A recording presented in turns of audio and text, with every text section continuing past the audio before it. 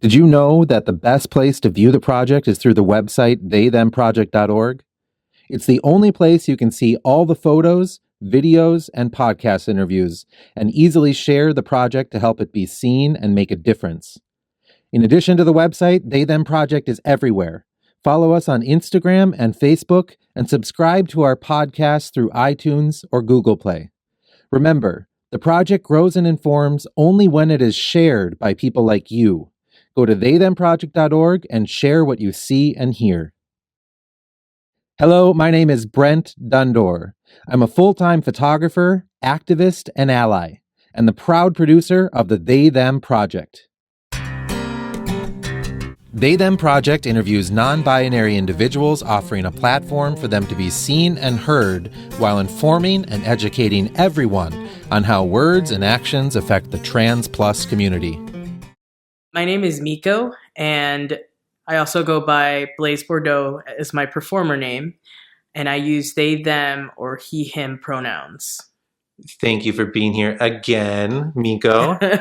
I'm having people come back who I have worked with previously for the project because there's going to be a gallery for They Them Project. Mm-hmm. And so I'm bringing people back to try and get a different styled portrait that I think is going to be really powerful when people see everything in a gallery setting. So thank you for coming back and getting your portrait. Mm-hmm. I think we did pretty good at that. Yeah, I'm excited to see what they look like. All right. So while we were taking your picture and before we started all that, I mean, we were just talking back and forth. And I was saying to you that I have followed you through Facebook, and that there's frequently things that you put up as status updates that get a lot of comments. And I just wanted to give you an opportunity to speak on anything, and maybe for us to have a conversation about, well, really anything you want to talk about. Yeah. Well, first of all, thank you for doing this. I don't think that we do it quite enough as a person of color, saying thank you to you for putting this together and using your privilege to serve our community. So I think that's a really important thing that we don't say often. Not saying that we have to validate every experience, but I think in a world where Facebook right now, we're attacking people is a lot easier when we don't know them. We forget sometimes the humanity and the energy and work that it takes to bring a project like this to people.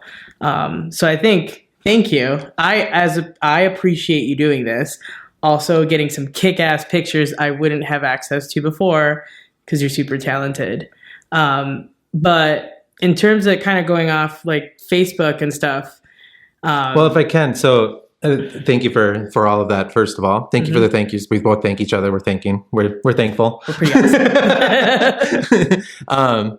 Well, one of the conversations that we had, I brought up to you, and I've actually been asking other people from the project what their opinion is on the fact that I am a cisgendered male individual who is doing this project on non-binary people. Mm-hmm. And why don't you go ahead and share your opinion as you had done with me before?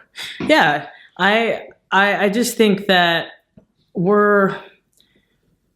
we have had a lot of stuff happen to us people of color. And yes, we're angry, we are upset, we have feelings about it, but I think one thing that we forget ourselves is how do we actually fix this? We know the problem exists, we know that there's disparities, but how do we actually work on making this place better? And I think that starts by having conversations and talking to each other. And it also starts with people like you who have white privilege, using their privilege and what they have and putting it to good use. I mean, I would go as far as to say any type of privilege. Yeah. I mean, but essentially you, in the position that you currently stand because of who you are and how it is, you have the most privilege, but you're not being a douche like other folks are, and you're actually using it and using your platform to get it out to the world as to who we are. The And only who is we? Who is we? So Like- let's try to go there with all of this. yeah, right? yeah. So, people who identify, who are trans, or also who identify in kind of that gray area of they, them. A lot of people, this is a new concept to them. And a lot of people use the excuse of language because, it's really hard for me to say they, them. It's not a question of whether it's hard for you. It's just like, this is who we are.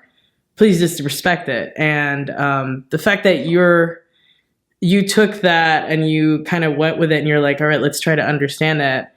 That's what white cis men should be doing. They should try to understand. We should all try to understand each other a little more. I just kind of see it as like, it's not my fault I was born a person of color. It's not your fault you were born white.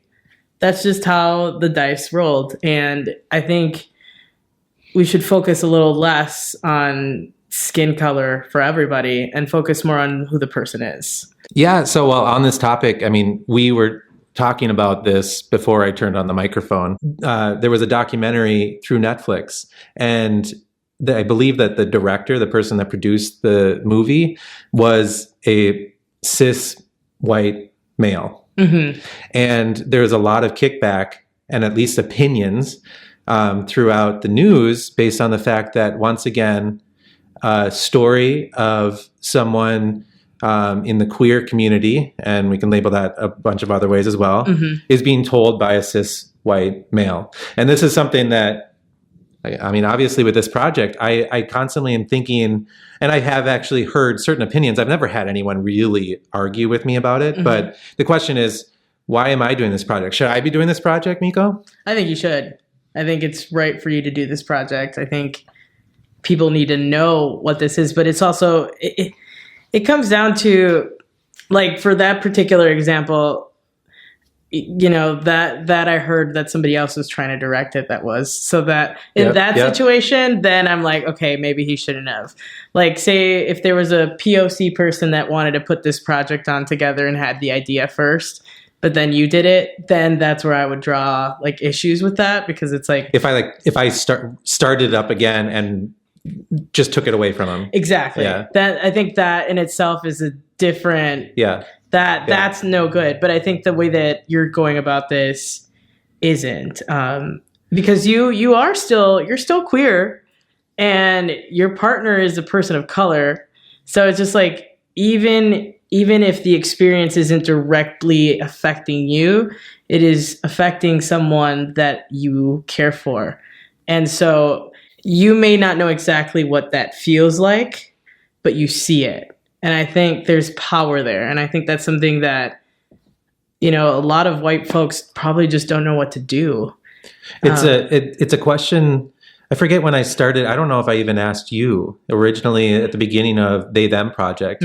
But one of the questions that I ask everyone, and I've learned to ask everyone, even if I assume maybe I shouldn't, is, how does race directly affect someone who is non-binary or trans?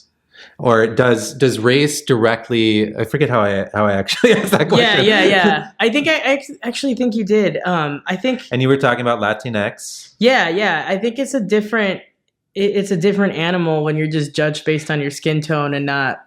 It's a little bit different because it's kind of like an older prejudice that's still there. Well, and the reason that I bring that up is I learned how much. Well, okay, so I haven't talked about this in the project at all with anybody, but me asking that question was one of the biggest steps to me understanding privilege on a different level. And it's actually, I think it's through that question that I really started to say to myself, okay, well, I feel like I'm doing good for this project.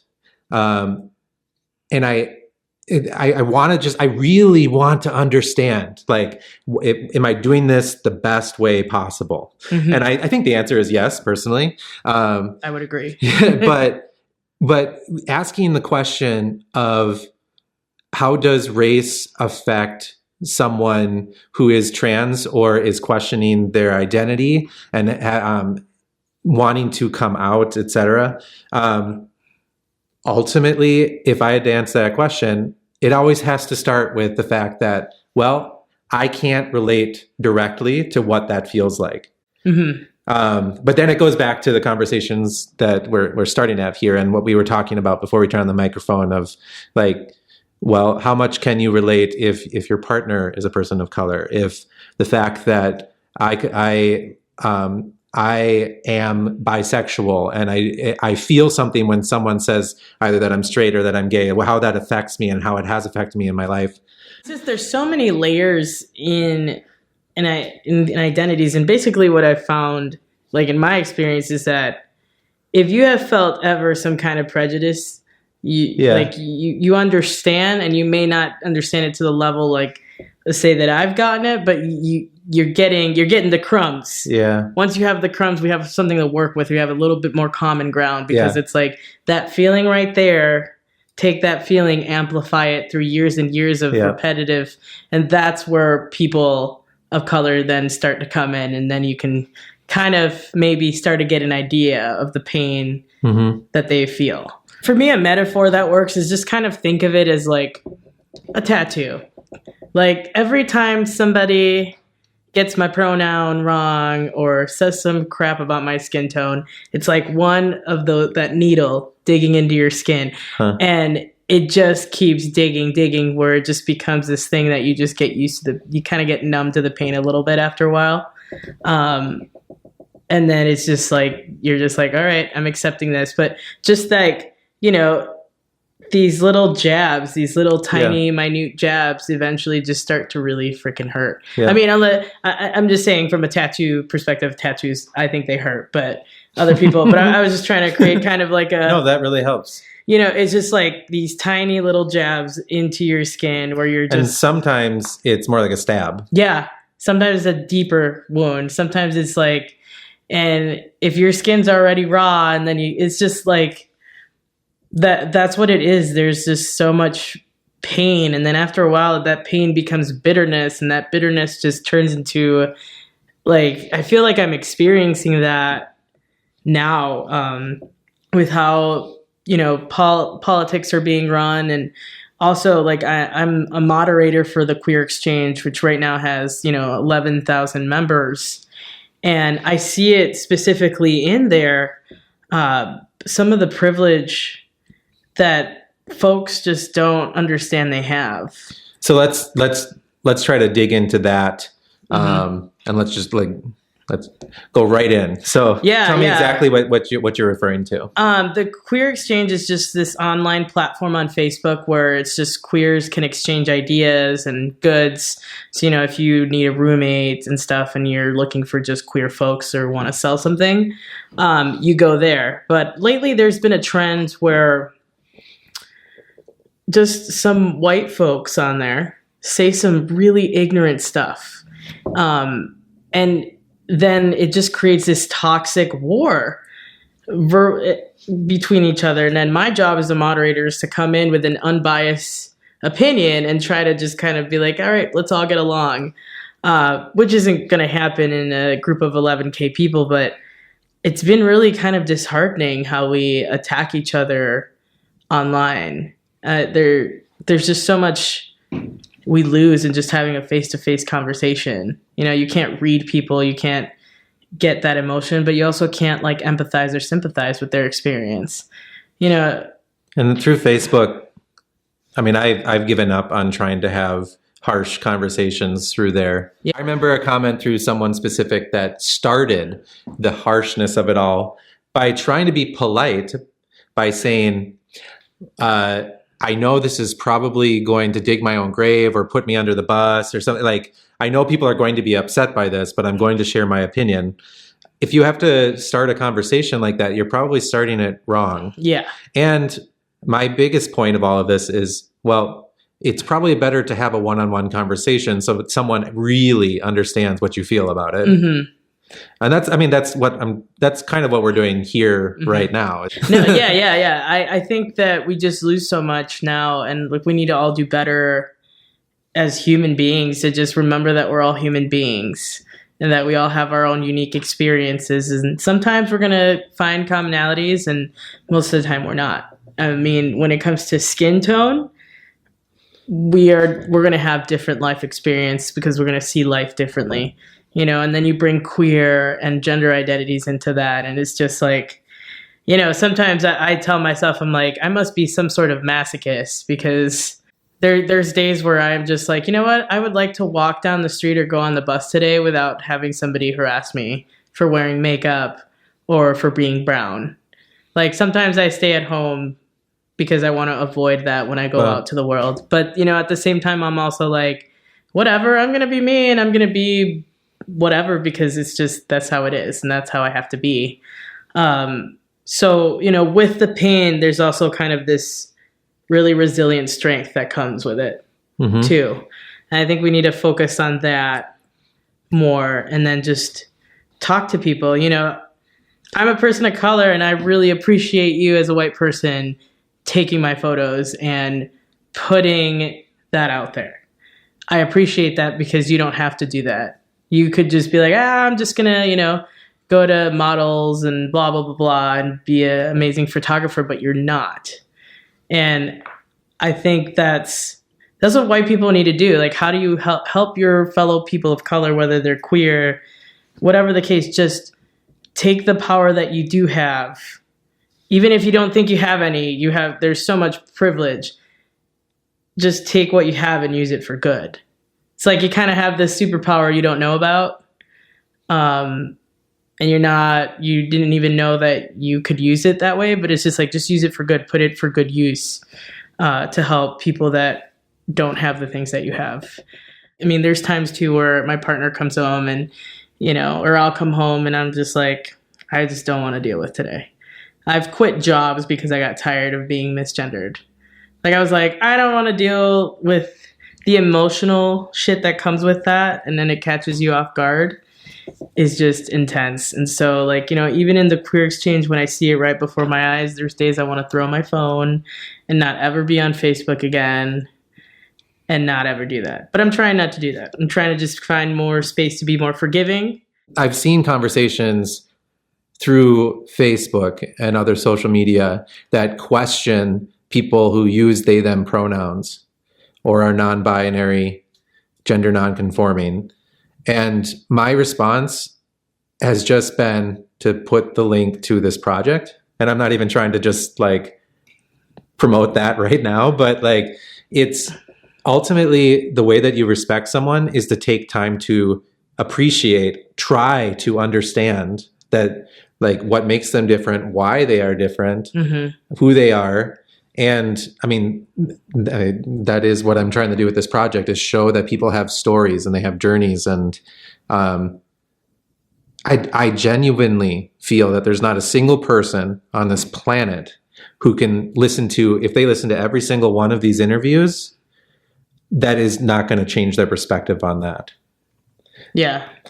For the better. Right. Yeah. No, it's because we're humans. Like, it's just, a lot of times they don't get it. And so because they don't get it, they don't know how to process that. They don't know how to deal with that. And I've done that too, where it's like, I've gotten in heated debates about it too online. And I've just been like, boom, I'm going to put the they, them project. I just post it in there and be like, watch this and then talk to me. And I found that it has worked. It has worked. Like that, literally that's what I use. It's kind of like my little pocket resource where it's like, nope, here's the they, them project. Here's like actual like people.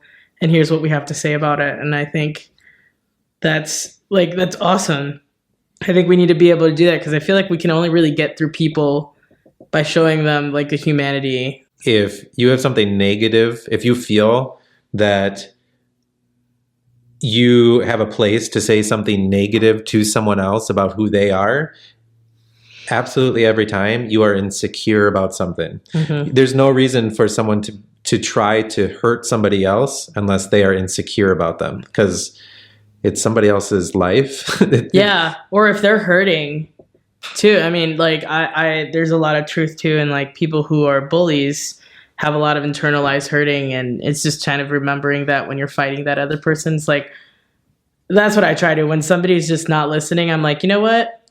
You probably got some stuff going on that has nothing to do with me. And you're just using that anger and that toxic energy and spewing it out.